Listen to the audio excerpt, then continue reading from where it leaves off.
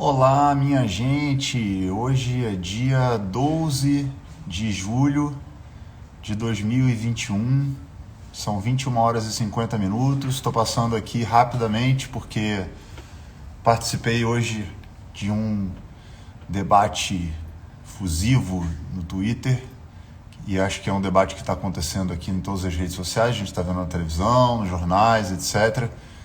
Então é importante para que a gente possa, obviamente, compreender, né, o que está acontecendo lá em Cuba, até para a gente não ficar com esses argumentos rasos, né, que as pessoas estão usando. Vai para Cuba, vai para Venezuela, vai para não sei o quê, para a gente sair desse rasinho aí da internet, a gente se situar, né? Em primeiro lugar, dizer que em 2021, qualquer regime totalitário, seja de direita ou de esquerda, ele não faz sentido, né? Mas quando a gente vai falar de Cuba, a gente precisa entender a história de Cuba. Porque o que está acontecendo hoje em Cuba é, obviamente, reflexo de uma série de questões geopolíticas e históricas que muita gente sequer conhece. Inclusive as pessoas que falam, vai para Cuba, vai morar em Cuba, etc., desconhecem, por exemplo, que em Cuba todo mundo tem escola, todo mundo tem acesso a hospital e etc. A qualidade de vida lá, obviamente, em relação a essas questões básicas, né, é uma qualidade de vida que atende a população, muito mais do que, por exemplo, em São Paulo. Se você for em São Paulo, por exemplo, você vai ver gente morando na rua. Em Cuba você não vai. Todo mundo tem moradia, todo mundo tem hospital, todo mundo estuda, mas não tem liberdade. É um regime totalitário. E a falta de liberdade, né, seja um regime totalitário de direita ou de esquerda, é um regime totalitário que não cabe em 2021. Só que a gente precisa entender como é que esse regime totalitário, né, se estabeleceu, porque havia um outro regime totalitário de direita, de Fulgêncio Batista na época, que fazia de Cuba um quintal dos Estados Unidos, vamos dizer assim. Cuba era extremamente explorada, né, tinha muitos cassinos, prostituição. Os políticos e milionários saíam dos Estados Unidos e iam para Cuba para se divertir, etc. O povo era colocado numa situação totalmente também sem liberdade, só que sem nenhuma condição de vida, tudo muito precário. Cuba é uma ilha pequena, né, bem próxima da Flórida ali, tanto que quando a gente vê os refugiados indo para a Flórida, eles vão de barco, atravessam de barco. Então faz de Cuba também um território muito importante do ponto de vista geopolítico, porque naquela época existia uma guerra fria de comunismo contra o capitalismo, e você conseguir fazer uma base, ter uma base estrategicamente, a União Soviética próximo dos Estados Unidos, significava que dentro desse jogo de war, né, você estava ali do lado do seu inimigo, caso você precisasse, enfim, mandar uma bomba, um míssil, enfim, qualquer ataque que fosse necessário. Por isso Cuba é tão estratégico, né, do ponto de vista dessa Guerra Fria para a União Soviética na época. Só que a gente já não está mais na Guerra Fria, né? Hoje em dia o cenário é outro, a guerra é híbrida, a gente tem uma guerra econômica entre Estados Unidos e China e etc. E China também é um regime totalitário, é um regime comunista, lá você controla, embora seja também extremamente capitalista, né? Que é uma forma híbrida de sociedade, mas se controla a internet, se controla a informação e etc. E por mais que nós tenhamos diversos problemas em relação à democracia, a liberdade individual eu ainda acho que seja o melhor caminho para qualquer país. Não estou aqui para dizer qual é o melhor regime para Cuba, nem para Venezuela, nem para a China, nem para os Estados Unidos, nem para lugar nenhum. Eu posso falar pelo meu país, que definitivamente não é o regime do Bolsonaro, que é uma ditadura velada, que é pior, né? Que a ditadura a gente sabe quem é o inimigo, a gente vai, né, o inimigo é aquele. Na ditadura velada você tem um Estado que atua de forma ditatorial, cerceando a imprensa, atacando artistas, atacando a ciência e etc. Mas você tem uma democracia que é uma democracia que a gente sabe muito bem, frágil e bastante, que está sendo colocada em risco, então, inclusive nesse lugar. Então, o que eu queria falar aqui em relação a isso? Para que vocês tenham a curiosidade de procurar a história da Revolução Cubana, como é que aconteceu a história da Revolução Cubana. Muita gente fala do Che Guevara, fala do Fidel e etc. Pensar como que uma ilha daquele tamanho conseguiu sobreviver a tantos embargos durante tantos anos. A própria ONU já recomendou, né, que os Estados Unidos retire o embargo a Cuba. Durante o período do Obama, se não me engano, houve uma reunião e algumas ações para a retirada do embargo. Mas é incrível como é que uma ilha desse tamanhozinho conseguiu sobreviver tantos anos, embora seja pobre, oferecendo para a sua população, obviamente, saúde, educação, desenvolvimento intelectual, etc., mas não tem o regime que a gente está acostumado a viver aqui, né? Que ao mesmo tempo também tem a desigualdade que lá não tem, porque a forma como é conduzido é uma maneira que, obviamente, precisa se aprofundar para a gente poder dar algum tipo de opinião. O que está acontecendo hoje em Cuba é que, obviamente, com a pandemia, as pessoas estão muito cansadas, estão sofrendo, estão tendo uma série já de prejuízos do ponto de vista físico, mental e etc. Então, é importante que as pessoas tenham consciência de que há uma revolta lá em Cuba e também essa revolta também se faz por conta desse embargo. Não é só por causa do regime totalitário que existe lá. Quem fala que não é totalitário, não é totalitário, tem um jeito de votação e etc. Lá em Cuba, nesse momento, estão sem internet. Então, não tem internet porque, obviamente, foi retirado pelo governo. E quando se retira, por exemplo, a liberdade de expressão através da internet, é um regime totalitário. E aí, meu amigo, se você é de esquerda, mas ficar passando pano para regime ditatorial, para regime totalitário, enfim, você tem uma outra concepção de vida diferente da minha. Eu não estou aqui para dizer qual é o melhor para você. Para mim, o melhor é o que dá liberdade para as pessoas. Né? Então, o que eu tenho para dizer para vocês é que estudem, né?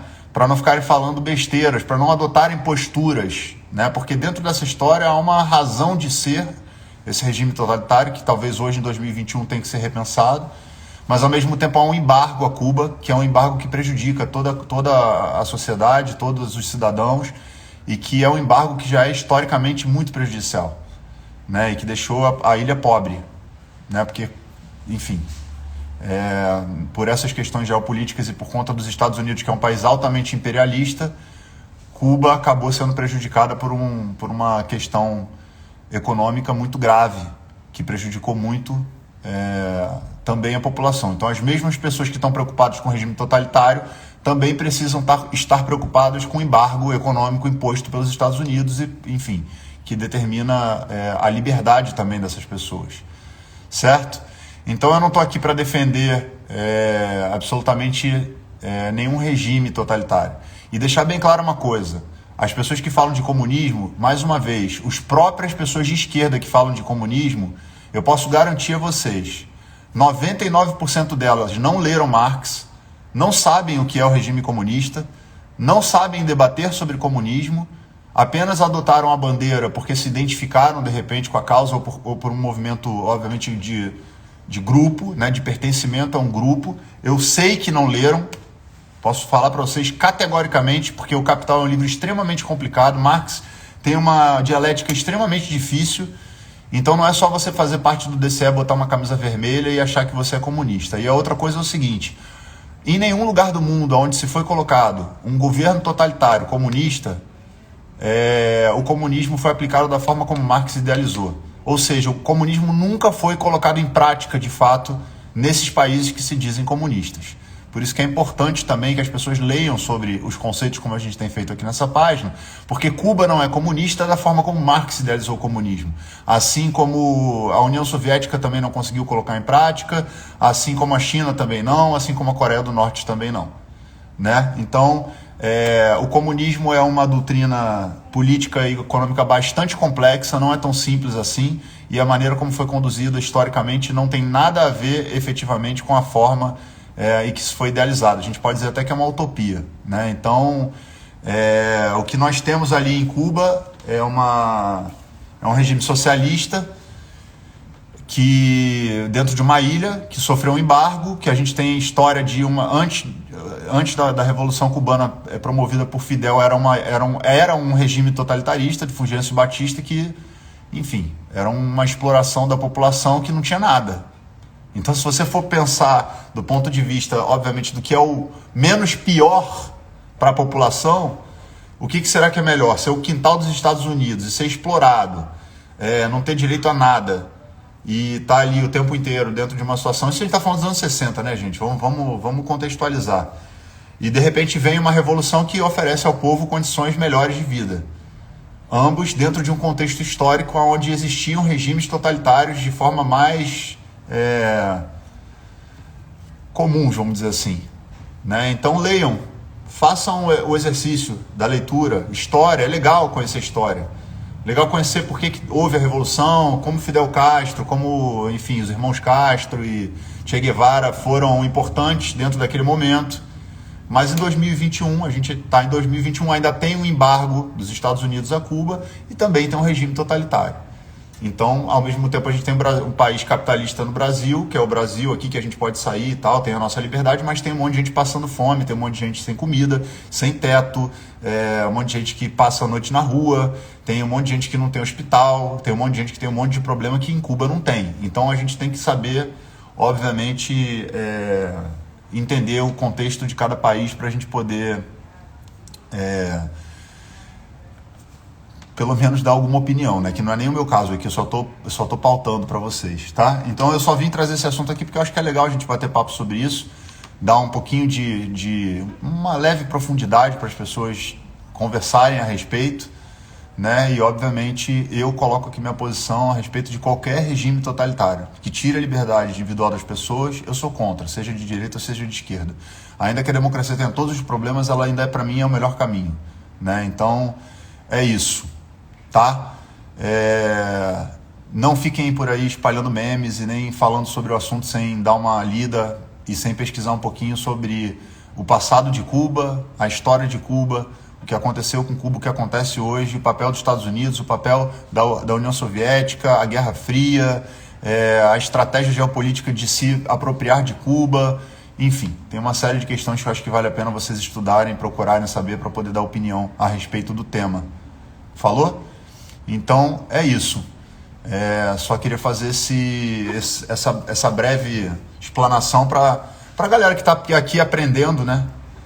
A respeito das questões que a gente vem discutindo, né, de comunismo, socialismo, capitalismo, liberalismo e etc., que a gente traga essa revolta que está havendo para Cuba dentro dos contextos que existem, sim, regime totalitário e embargo imperialista. Então, é um país que ao mesmo tempo é pobre e ao mesmo tempo oferece casa, comida, estudo para todo mundo. Então, existem muitas contradições nessa história toda. Não estou aqui para fazer pré-julgamento, não sou favorável ao regime totalitário, como falei, mas estudem para poder falar do tema. Falou? Breve faço outra live de música que eu sei que a galera curtiu pra caramba. E a live vai ficar sempre salva. Falou, galera? Na quarta-feira, vou divulgar aqui, na quarta-feira, lá no Clubhouse, eu vou deixar depois o link para vocês, vou bater um papo com o João Gordo. Então tem muita gente que não conhece o Clubhouse. O Clubhouse é uma plataforma de áudio. Legal pra caramba para bater papo. Por exemplo, nesse momento a gente poderia estar trocando uma ideia. Outras pessoas poderiam estar trazendo abordagens e falando a respeito dos prós e contras, etc. Aqui não dá para fazer, vocês estão escrevendo e eu não consigo ter essa interação com vocês. Mas lá no Clubhouse dá. E nessa quarta-feira eu vou entrevistar o João Gordo. Eu estou terminando de ler a biografia dele, é um livro muito legal que eu recomendo para vocês. E quem quiser entrar no Clubhouse como convidado, porque ainda não está aberto para todo mundo, eu vou deixar um link lá aí no meu stories, você clica e entra, tá bom? E, por favor, quando vocês forem entrar nos debates, façam esse exercício básico de entrar na internet e dar uma lidazinha. O Google está disponível aí para fazer uma pesquisa. E é legal ler os livros, ver os documentários também. Tem umas histórias legais do Ernest Hemingway, que é um escritor que morava em Cuba e que ele foi um dos caras que, sem ninguém saber, ele financiava os revolucionários, e ele era, né, um escritor famoso. Então tem muita coisa que o Hemingway escreve que é muito interessante. O Clubhouse está para iPhone e para Android, tá? Marquinhos Mena, meu amigo, beijo para você. A gente vai fazer uma música juntos, já vou aqui adiantar para a galera. Detonautas e Marcos Mena, em breve, em agosto. Certo? Então, é isso. Vamos nessa. Clubhouse é uma plataforma de áudio, só isso que eu vou falar. Entrem lá no Clubhouse. Falou? Um grande abraço para vocês. E beijos. Se cuidem. Marquinho, fica bem aí, hein? Vamos fazer uma puta música foda, hein? Beijo pra você. Valeu!